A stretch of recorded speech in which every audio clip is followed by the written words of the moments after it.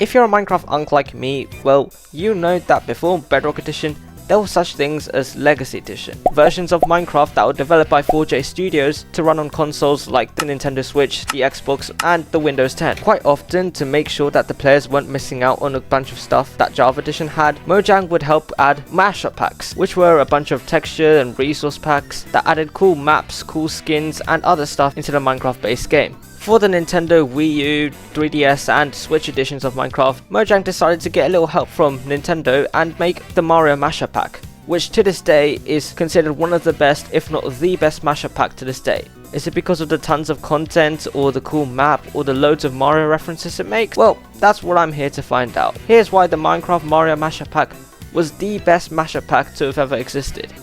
Nothing quite as nostalgic as opening up the Mario mashup pack on Legacy console. Shame that I'm, forced to do it on Java Edition because, my Switch doesn't work, but oh well.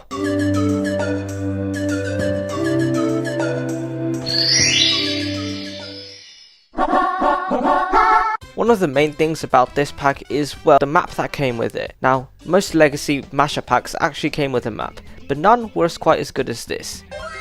Now, I don't know how much effort Nintendo put into making this, but it's clear they put quite a lot considering that there's an entire map for this simple resource pack. I mean, everywhere you go on this place, well, you find lots of cool stuff, like the stuff over here which shows you a little level map from Mario Bros 3, or this bit over here which shows you all the booths from Mario World. It's quite clear that Nintendo put a lot of effort into making this place really good, and there's so much references in there that I can't cover them all in the video. But because I'm a Mario nerd, and because I kind of want to expand the time that you guys watch this video, I'm just gonna, pick out every single reference I could find and label. We'll start off with Fireflower artwork from the first mainline Mario game, Super Mario Bros. As mentioned earlier, you've got the little world map from Mario Bros 3, which shows you the little castles, and it even shows you the locked doors that were in the game. You've got Luigi. If you look into the ocean, you can clearly see that there's a question mark surrounded by 2 brick blocks on either side. Over here at the boundary of your spawn point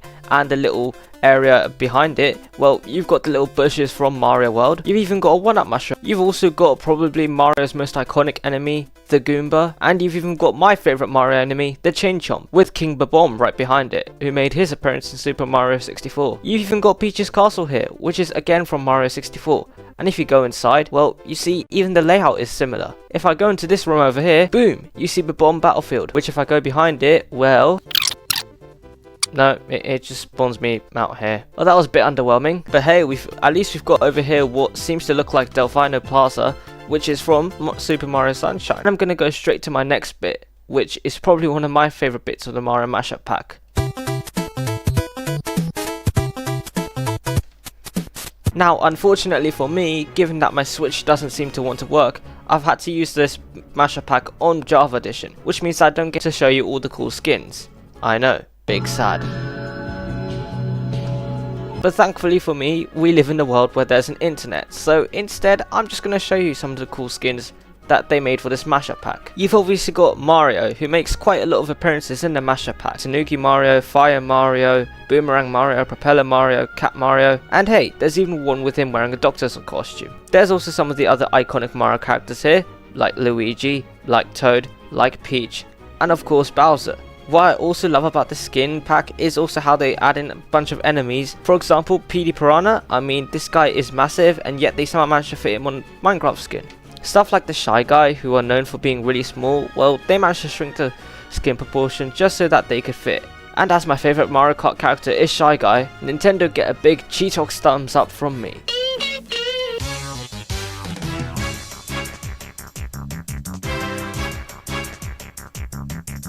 You see, a big aspect of Minecraft is, well, the mobs. I mean, without them, this game would be quite dead. And thankfully for us, Nintendo have blessed us. They've managed to not only incorporate the mobs into the Smash Up pack, but they've even managed to give them their own texture, based on similar Mario enemies and who fit the mobs' dimensions. Now, some of these are easier than others, like for example the cow being, well, the iconic Moo Moo, which is seen in some tracks like Moo Moo Meadows. But obviously, Minecraft mobs come in all different shapes and sizes. So some of the Minecraft mobs were, well, a bit harder to match to their Mario counterparts. Also, why is this cow kissing me? Like, I mean, I know I'm beautiful, but like... What do you do? Iconic Mario enemies like the Goomba, who are known for their little builds, are pretty hard to incorporate into Minecraft. I've played Minecraft for well 11 years, so I'm pretty sure that there is no mushroom-like creature in Minecraft. But you see, Nintendo were inventive. There were aspects of a Goomba that they could attribute to other mobs. Like for example, the fact that it's pretty much impossible to die to a Goomba. I mean, you'd have to be pretty stupid to die to a Goomba, and ignore that. And they came up with the answer, a chicken. And I mean, look at it, this looks perfectly like a Goomba, and just like a Goomba, you can't really die to it. Unless you're stupid, then you can. But even stuff like that was easier compared to what Nintendo had to deal with. I mean, for example, stuff like the Warden, which is blind and guards this ancient city. I mean, there is nothing like that in the Mario world, that I'm aware of at least. Good thing Nintendo used their brains for something other than lawsuits, and they decided to use it on turning the Warden into a Minecraft mob. How did they do that? Well, let me introduce you to their replacement for the Warden, Dry Bowser.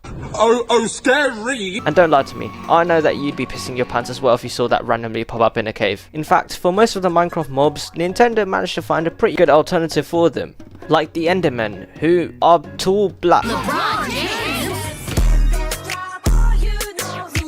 So Nintendo decided to replace them with Shy Guys on stilts.